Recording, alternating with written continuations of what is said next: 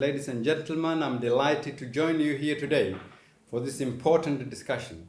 I'm grateful to Chatham House for regularly providing a platform for open dialogue and exchange on Somalia as part of its focus for this century to enable and build peaceful, sustainable, and inclusive societies.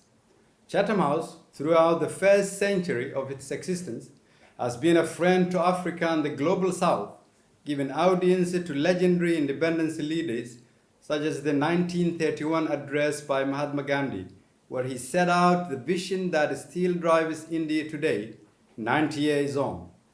I would also like to take this opportunity to thank Professor Laura Hammond for her kind introduction and particularly for her continued service and dedication to social issues in the Horn of Africa and globally.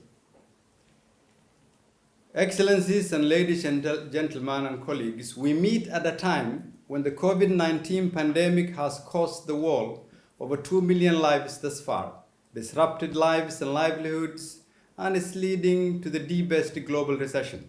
The crisis has magnified the disparities and inequalities of the world we share.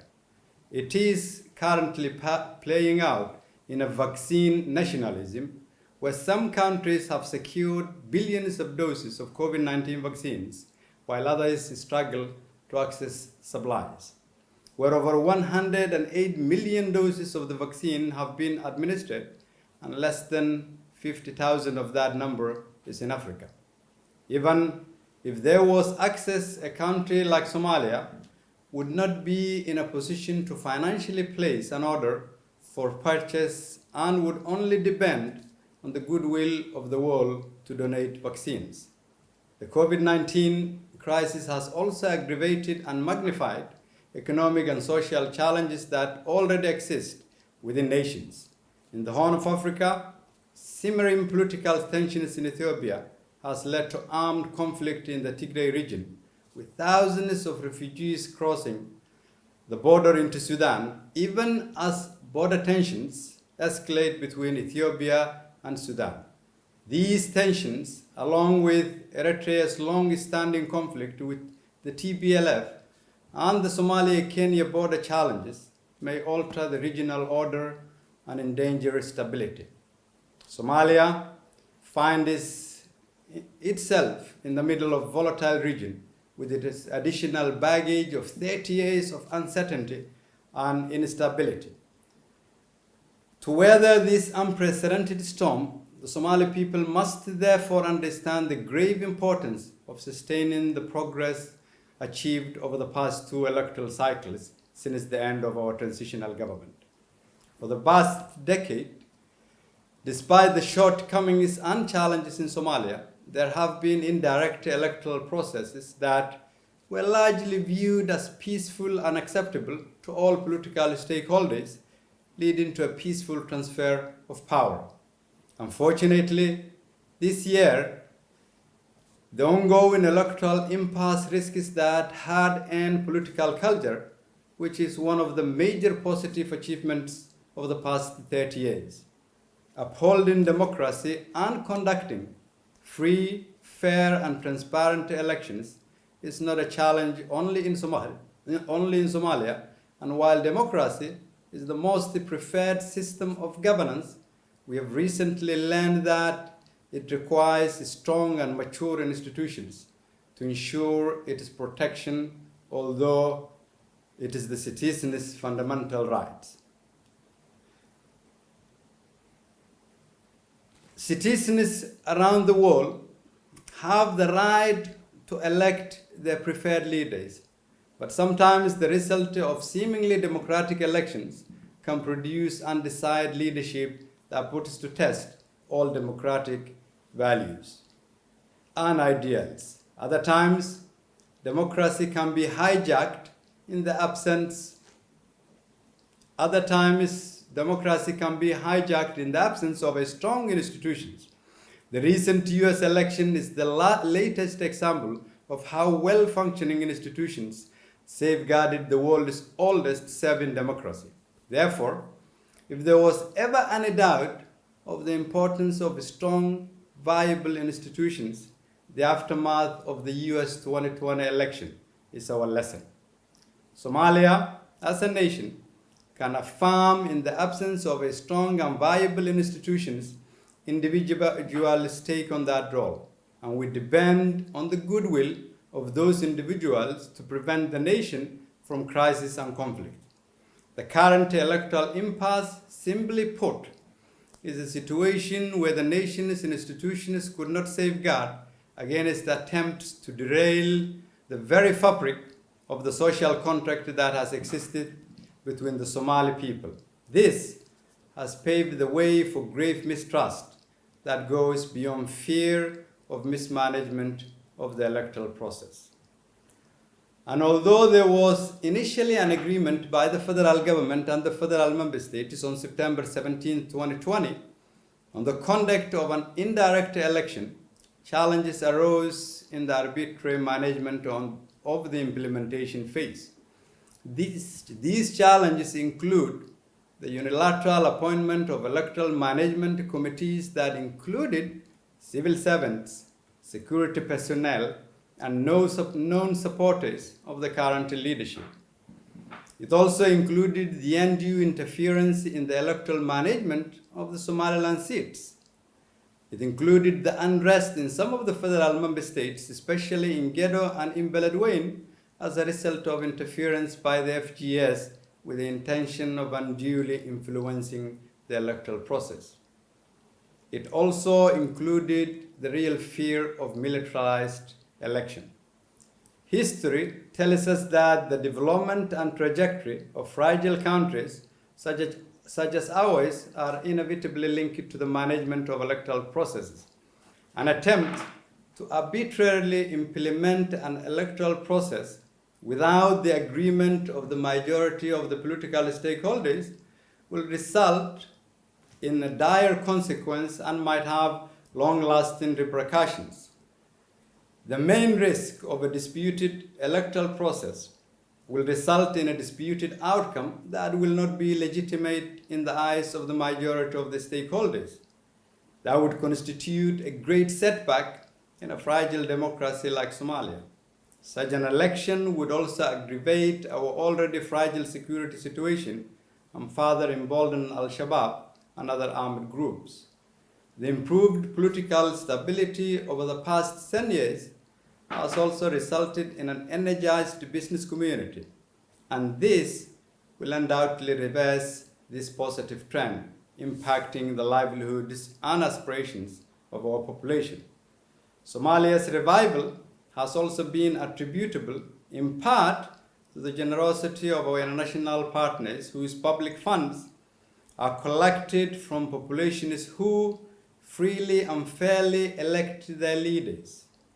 In the event of an undemocratic and arbitrary electoral process, it is unlikely that this support will continue at current levels. A volatile electoral process would also dampen the recent active participation by Somalia's youth in our country's reconstruction. Ladies and gentlemen, to further paint this picture, Somalia soon will be in an uncharted territory. The mandate of our federal parliament, the backbone of our democracy, expired on the 27th of December 2020. And in 4 days, our country faces a critical constitutional crisis where the president's mandate expires on February 8. Considering both the executive and legislature will have lost the legitimacy to govern, the only solution to avert this looming crisis is therefore an immediate political solution. The focus should now shift to a consensus-based agreement between all political stakeholders. These will include the federal member states, representatives of the government whose term is expiring, the union of the presidential candidates, and non-partisan groups such as civil society, women leaders, business community, youth, religious leaders, and members of the international community. To salvage the legitimacy and integrity of the electoral process, all political stakeholders have to be part of the political solution. And agree on the management of the 17th September Agreement, as well as address the constitutional crisis brought on by the expiry of the mandates of the governing institutions. This will require selfless leadership from all stakeholders that puts the nation's interest before personal and political ambition. And while we seek solutions for today's crisis, we must also learn from this challenge so as to not repeat the mistake of the past and rebuild institutions that can safeguard against such situation in the future. Having that in mind, while I was in office, we undertook the biggest and most challenging reforms that our country had undertaken in the past 30 years. The economic reforms that my team and I initiated led to Somalia's attaining decision point for debt relief, an unthinkable accomplishment at that time. The critical and sometimes dangerous security reforms that we undertook reinstated faith in Somalia's security institutions internally and also built trust with our main security partners. The reforms of our civil service contributed to a greater commitment by the government to ingrain a new work culture in our public services to execute their responsibilities. By embracing this new culture of accountability, corruption was no longer a taboo subject.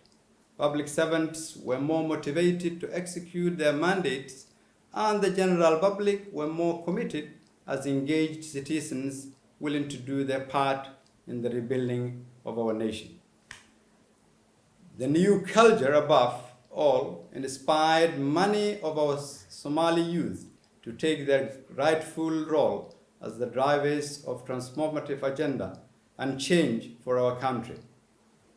Unfortunately, the political challenge of the past 6 months, the lack of focus of continued reforms, and the deep mistrust in government's electoral management halted the progress made thus far. For our country to emerge out of its perpetual situation, the next administration must prioritize the rebuilding of viable institutions and a functioning economy in order to be able to provide services, sustain its activities, and ultimately gain legitimacy in the eyes of the Somali people. This is because without functioning economy, any government will not be able to provide services to its people. And any government that is not able to provide services to its people will not enjoy the popular support of its population. And based on my experience, our country cannot establish strong institutions and promote sufficient economic growth in order to meet our society's needs if we do not undertake critical and comprehensive political reforms that are necessary to attain political security and economic stability. For Somalia to achieve political stability that would aid institution building, economic growth, and service delivery, it is important for the next administration's priority to be the completion of the provisional constitution. This would unblock a number of interconnected priorities that have been pending over the past 12 years, including attaining one person, one vote, improved security, and advanced federal structures. The completion of the Constitution would provide the basis for a strong and legitimate governance structures and address the deep mistrust that has existed in the country. The next leadership must therefore prioritize inclusive political dialogue to address the contentious and long-standing issues that have always been set aside to conclude the Constitution. These include, but are not limited to, finding a solution to the status of Mogadishu, having agreement on fiscal federalism, the electoral and political party system, and an agreed structure of government that can lead to stability. The completion of these and other articles will require both technical and political expertise, but the essence of succeeding is to promote inclusive political reform that includes all stakeholders and making it the number one national agenda. These political objectives will enable the changes we need to encourage social cohesion, improve security, rebuild our economy, attract investors, and enhance the capacity of government to deliver services. This will lay the foundation of the state that the next administration needs to be put in place for the next 4 years, paving the way for a prosperous Somalia that can make its contribution to the region and global community. This will therefore require leadership that has the capacity to bring people together, capitalize on its youthful population, empower our women, and build the institutions that can protect the well-being of all Somalis. It will require leadership that understands how to deal with contemporary challenges, take a major role in bridging the divide between Somalia and the region, and can understand that in a globalized world, Somalia cannot chart its path in isolation. It will require leadership that can promote and agree on the agenda of the new Somalia with all political stakeholders and our partners. I am hopeful that if we come together, we Somalis can achieve this. I thank you.